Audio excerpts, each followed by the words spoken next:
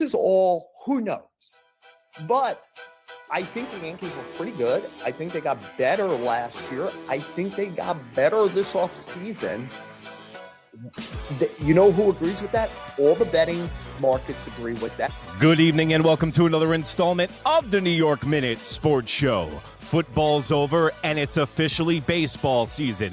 Yankees pitchers and catchers report with Joel Sherman from the New York Post. And did the Red Sox just make a trade that will send shockwaves through the AL East? It's New York Minute Sports. It's New York Sports for New York Nuts. Don't forget to like. Don't forget to subscribe. Let's go!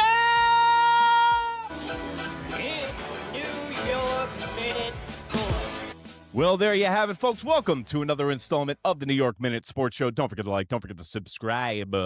Boston, major trade in the American League. If you woke up after the Super Bowl today, it's the official, unofficial first day of baseball. And guess what? The Red Sox obtained Caleb Durbin from the Milwaukee Brewers. Now, Yankee fans, you might be scratching your head and going, why does that name sound familiar?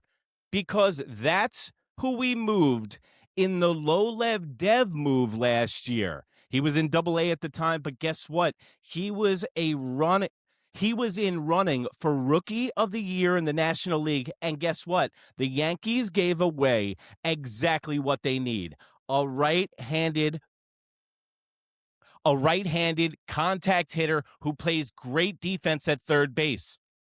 The Yankees let him walk out the door, and now the Boston Red Sox have completely changed their team, and their facelift is complete. Also, think about this. All the guys that the Boston Red Sox obtain in the Rafael Devers trade are gone. Gone. I repeat, gone. I just hope Caleb Durbin isn't a thorn in the Yankees' side for the next 5 years in the AL East. I got a name for you. Nathan Eovaldi. He was another guy in the Yankees farm system. They couldn't wait anymore, and they let him walk. Guess who picked him up? The Boston Red Sox, and then that guy turned into a bulldog in the postseason and owned the New York Yankees. So let's hope history doesn't repeat itself, but in my opinion, this is a great move by the Boston Red Sox. But enough of those massholes. Let's get to the important story of the day. It's New York Minute Sports. Don't forget to like. Don't forget to subscribe. We got Joel Sherman from the New York Post breaking down all the stories leading up to this year's spring training. Pitchers and catchers, they're already down there. It's official on Wednesday. First day of pitchers and catchers. Let's hear from Joel Sherman at the Post. This is all who knows. But I think the Yankees were pretty good. I think they got better last year. I think they got better this offseason. You know who agrees with that? All the betting markets agree with that. I didn't talk to a single person, and I've talked to more than a dozen teams where I asked this questions, where they didn't have the Yankees as either number one in the American League or right there with generally it's always Seattle and Toronto and the Yankees. Get upset. You know, the Yankees get a lot of shit for running it back. But this is where the New York Yankees are right now. We're not a team that's loaded that just needs to add luxury pieces during free agency. The New York Yankees are building from the farm system now. And guess what? You can set your watch to a winning season with the New York Yankees. Do I think it's going to be a gutter war in the AL East this year? Absolutely. I think there's going to be a three-way tie for first place between the Red Sox, Jays, and Yankees numerous times this year. But I think that people have their head in the clouds a little bit if they think the Toronto Blue Jays improved that much. Also, they got every inch and every ounce out of every single player on the team last year, and all the dominoes fell the right way. Do you think that the Toronto Blue Jays are going to be able to replicate that this season? Let me know in the comments below, because we know the Yankees have a proven track record of winning. And guess what? The Boston Red Sox, especially after that Caleb Durbin move and all the moves they made this offseason and their pitching staff, it's going to be a gauntlet in the AL East this year. Don't forget to hit your notification button, because I'm going to be covering it all, folks. Like to break it up or change the team because they got their ass kicked by Toronto. It was a pretty bad year. ass kicking though, Joel. You know, like they didn't look like they were in the same league as the Blue Jays. Okay, got it. But now I'm putting you in charge, Right? And you have to live underneath the general payroll from House Steinbrenner, right? Yeah, but this is the fact. The Toronto Blue Jays could own the New York Yankees last year, which they did. But this year is a completely different story. There's been years that the Yankees lost 13 games to a fourth-place Orioles team. Sometimes there is no rhyme or reason to who you play well in the division, and sometimes it's just a crapshoot. Look at the Tampa Bay Rays. Every time they come to town, even if they're hovering around third or fourth place, you better have your A game because they play everybody in the division really, really tough. So I don't think that baseball, that is a game of averages, and I think it's going to be a big problem for the New York Yankees. Everyone keeps saying they're going to take a step in the right direction. I'm not too sure about that on the offensive side of the ball. Expecting Trent Grisham to replicate the same season, expecting Cody Bellinger to replicate the same season, expecting Ben Rice to replicate the same season, and it goes on and on and on. I think that all three of these teams could take a step back in the division this year and still be competitive in the league. Because if you ask me, I think the Blue Jays, the Red Sox, and the Yankees are all going to make the playoffs out of this division anyway this year. But by the way, which is going to be over $330 million this year. It's a very respectable amount, 100%. Respectable? I mean, I think it's one of the biggest in baseball. Yeah, it's very significant. Joel Sherman hates doing this show, by the way. No offense to this kid wearing the headphones or anything like that. I don't know why they put this kid on this show. But Joel Sherman, look at his face.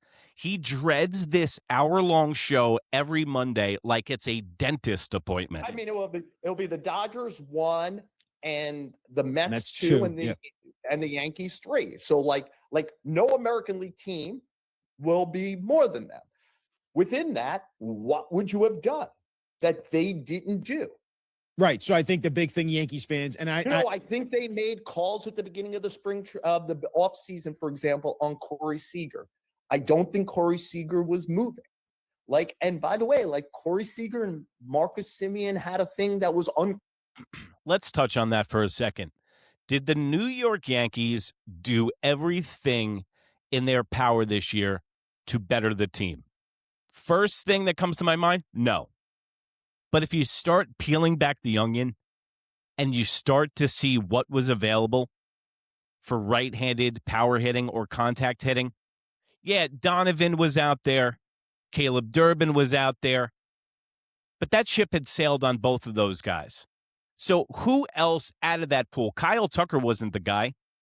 It just seemed that in a down off-season free agency year, that the Yankees were okay with running the same team back because in the second half of the season last year, the Yankees were a completely different team after the trade deadline.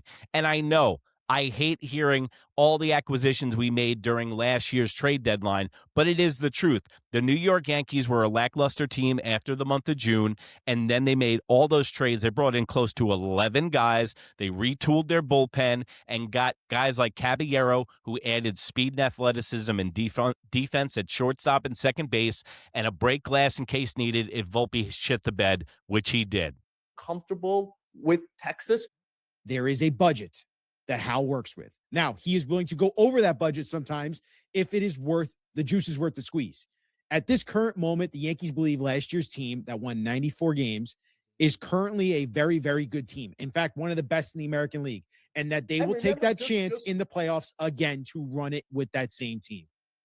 And look, whatever they do during the regular season has not translated well into the postseason when they face good competition. No. And I'm not alibying for them. I'm not sure what that personnel change is where you would go, now I feel much better about them in October, or I feel much better against them against Toronto. Like a lot of losing to Toronto in the postseason last year was Max Fried didn't pitch well. Yep. Would you undo the Max Fried signing Hell for no. somebody who? Well, this is the thing. Max Fried and Carlos Rodón were the workhorses of this pitching staff last year because everybody else went down. Name the guy. Luis Heel didn't start the season. Clark Schmidt went down.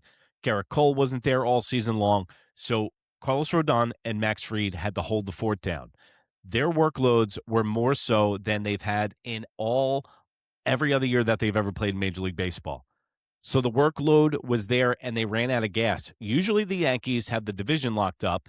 And if they didn't do the Boone swoon, they would have had the division locked up by 8 games and would have been able for Max Fried and Carlos Rodón to miss a start. And also, Max Fried was in the All-Star game. That's another rev up. That's this 5 days you could have your feet up on a coffee table. John and I had Aaron Boone Yeah. on the podcast last week, and I've talked to a lot of Yankee people before and after that, and a name came up pretty consistently.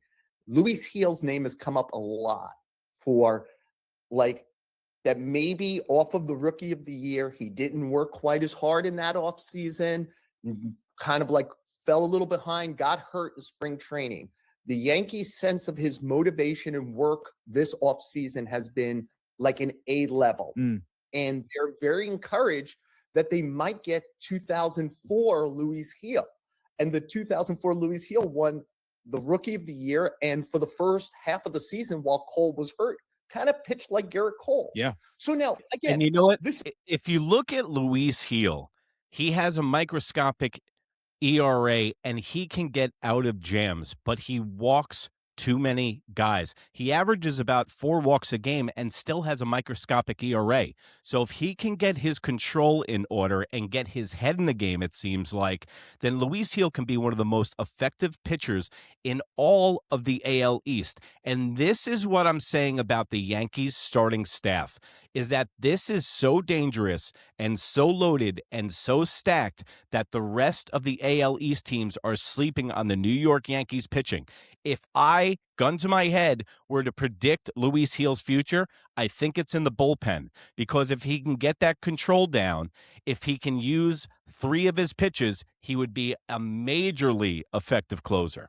It's one of the reasons Simmons is here now. He, like there are questions about like how, and by the way, he's a great player, but Seager never doesn't stay healthy. Yeah. He's in his 30s now, and there's questions about that kind of stuff. He doesn't integrate with, like, he's on his own program. That's what people say all the time. So, like, I think it would have been an interesting get. I don't think he was gettable once the Rangers knew they could move the other money, which was Simeon. Makes sense. And they had to break it up.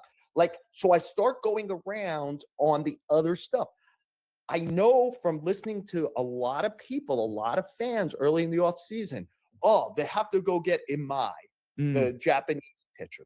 Right. They have to go get a guy you've never seen pitch, a guy who the initial projections were like 7 years at 175, whatever it costs. And the Japanese pitchers have it in their contracts, Tommy John clauses.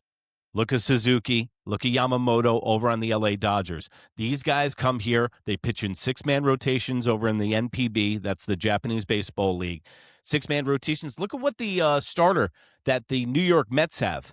This guy completely runs out of gas and gets hurt all the time, and they're going to a 6-man rotation now to suit these guys. So what he brings up by Imai, I did not know, and it didn't make any sense to me, why the Yankees were in on Imai, because he reminded me of a Bronson Arroyo, speaking of the Boston Red Sox, but he was undersized. Also, these guys come from baseball academies like Ichiro Suzuki was born into. Since they were 10 years old, they've been throwing breaking balls. If you get a 24-year-old from Japan, it's a lot different than getting a 24-year-old American or a Spanish player because they've been in the minor leagues they've been monitored and stuff.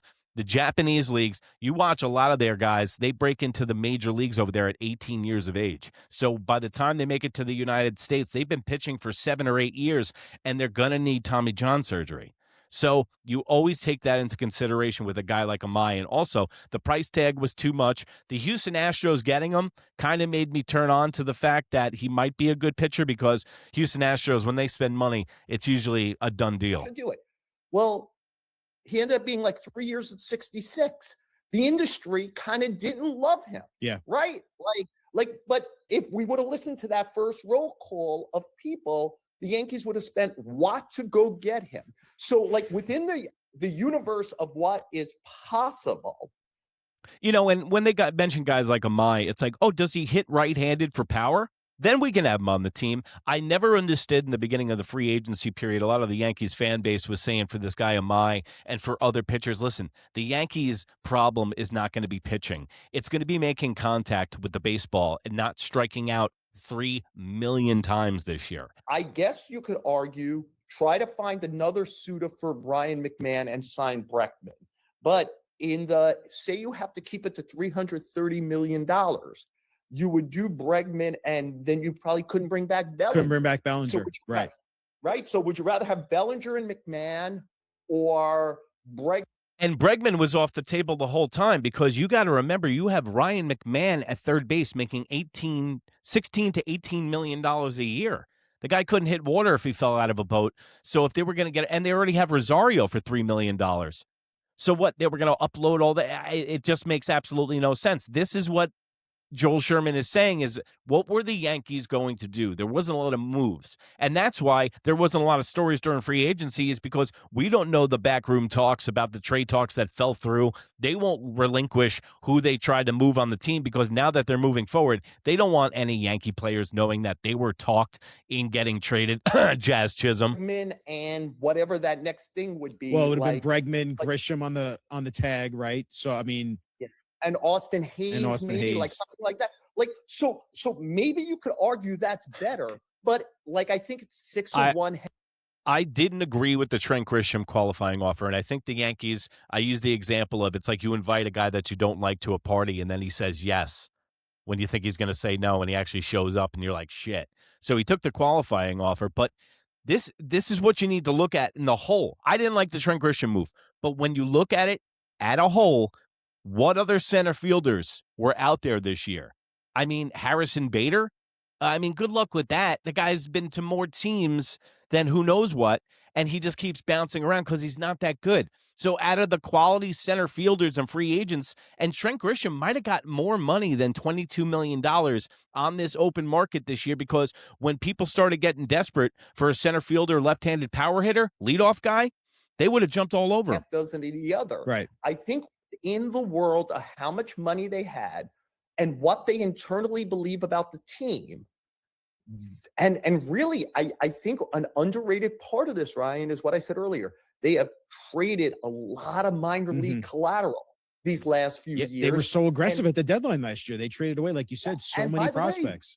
Last, like the Juan Soto trade cost you a lot of people. There are, like, over the next week, but even go to Baseball America if you want, or over the next week, I think MLB.com will be doing theirs, and go look like where the Yankee prospects who were traded to teams rank in those teams' top 20 and 30 now. Like, you'll see the Yankees have moved a lot of players.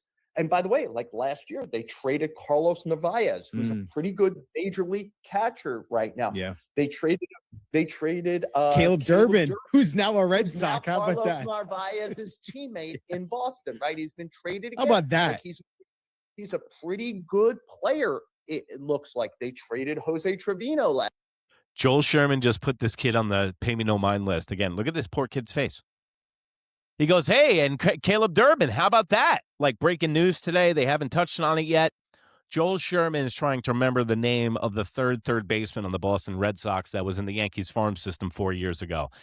Sherman's putting this guy on the pay me no mind list, and the worm is starting to turn here. I'm on cranberry polo shirts, guys, team. Last offseason, who's a pretty good major league catcher. Like they have moved out a lot of personnel over the last few years who are playing in lots and lots of places. It's all these years later, but like Luis Medina is going to probably be in the A's rotation this year. Who's a young player. I'm trying to remember. Was he the Sonny Gray trade? No, he was the Frankie Montas. Frankie Montas, right? Yeah. Frankie Montas. Frankie Montas was a failure, but it cost somebody. Also, for the career that Frankie Montas had with the Mets and the New York Yankees, they should bring him into the Manhattan courthouse like El Chapo and bring him up on extortion charges. I think the man did nothing for the state of New York and made about $89 million from both teams combined. So if you know where Frankie Montas is, probably on the back of a milk carton. and he will get signed again. It's the guys that are in the know that love baseball. It's all the baseball nerds that are like, they can't give up on Frankie Montas. Plus multiple pitchers who are still pitching in the major leagues. You got to go to LA or wherever the hell the All-Star game was and played. Somebody else. So like, I'm here to hear it.